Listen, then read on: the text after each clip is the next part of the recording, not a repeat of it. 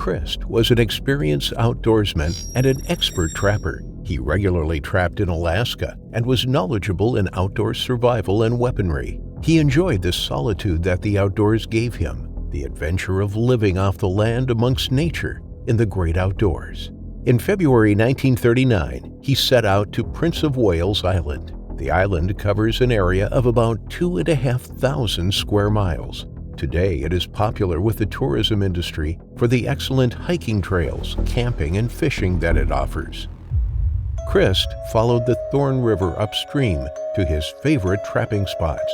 He took with him enough provisions to last him a couple of months in the wilderness. He had recently bought a top-of-the-line Smith & Wesson .357 Magnum revolver. This would likely have cost him the equivalent of $1,500 in today's money. They were relatively new at the time, perhaps only 5,000 manufactured by then. But Crist knew his guns, and he knew the importance of carrying such a firearm in the outdoors. He trudged through the snow alongside the river. After 10 miles, he finally made it to the cabin. This would be his home for the next couple of months. He unpacked his belongings and set about making a fire. The little cabin warmed up quickly, and Crist settled into life in the wilderness.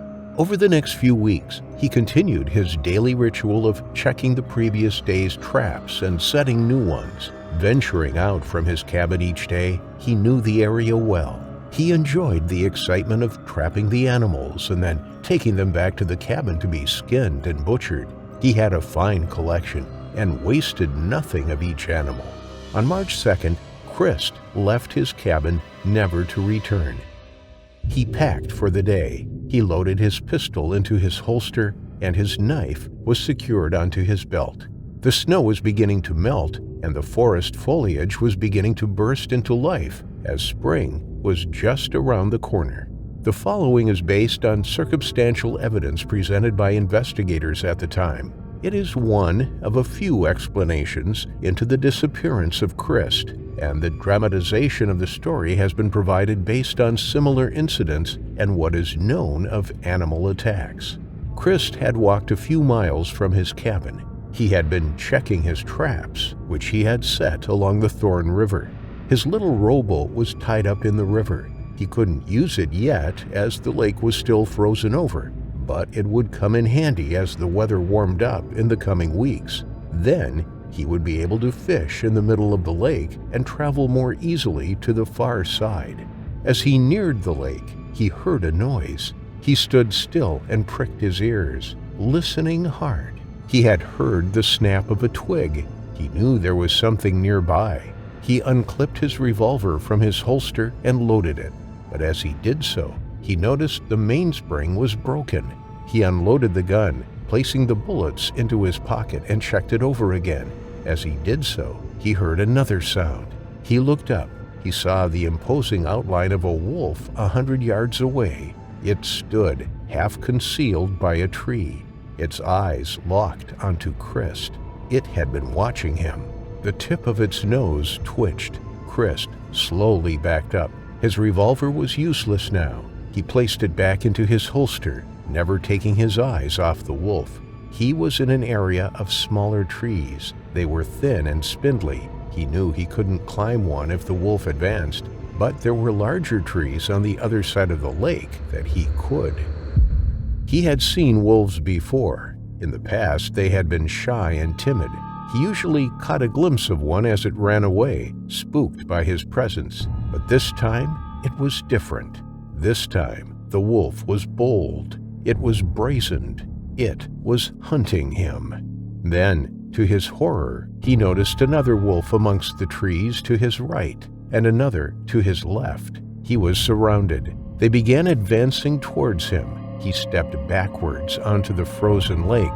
The snow crunched under his feet. He pulled out his knife from its leather sheath and held it in front of him. It was now his only form of defense. With his heart in his mouth, he slowly retreated backwards across the lake.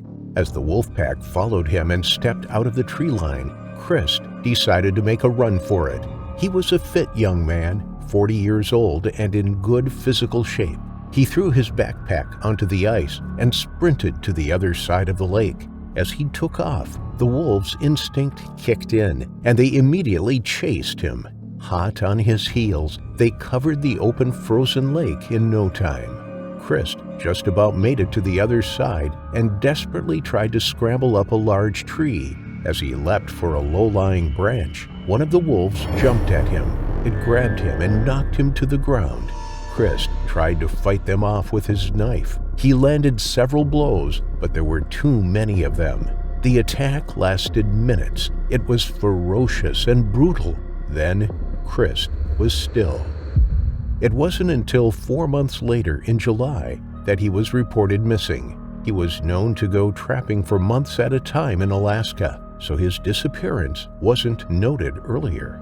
But his friends grew concerned when they had heard nothing from him since March. The United States Commissioner sent 2 men to search for Crist. They found his cabin and searched the area thoroughly. They came across his rowing boat, still tied upstream from the lake, but there was no sign of the woodsman. They decided that a search for Crist, if he had passed away, would be hopeless amongst all the summer foliage. They collected up his belongings from the cabin and sent them back to Ketchikan, from where Crist was from. Crist's friends were unhappy with the outcome of the search. They demanded that more was done to find their friend. So, they assembled another search party. The expedition was led by former game warden W.R. Selfridge. He took with him equipment that would enable them to drag the lake's floor in case his body was at the bottom. But it was now October. This was 7 months after it was believed Crist last left his cabin.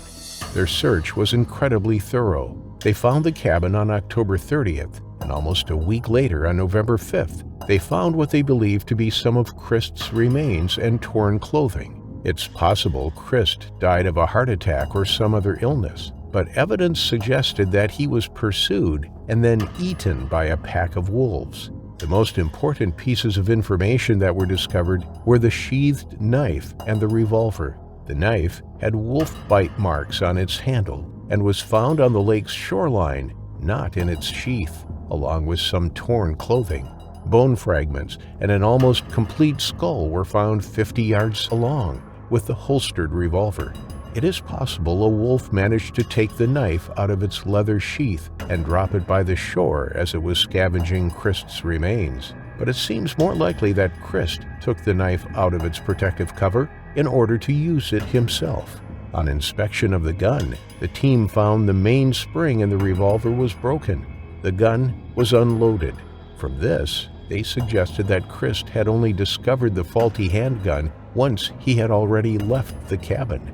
There would have been no point in carrying a broken gun with him. The fact that it was unloaded suggests that he had tried to fix it. There were no witnesses of Crist's death.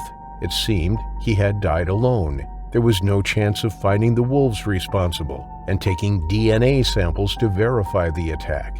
His case remains largely unsolved, but the suggestion of a wolf attack, given the evidence, seems a plausible explanation. At the time of the investigation, there had been no fatalities caused by wolves that had been recorded. What were thought to be Crist's remains were collected and buried in the Ketchikan Cemetery. There is no date of birth marked at the grave, nor a date of death. Those details will remain unknown, as well as the explanation for his untimely final affliction.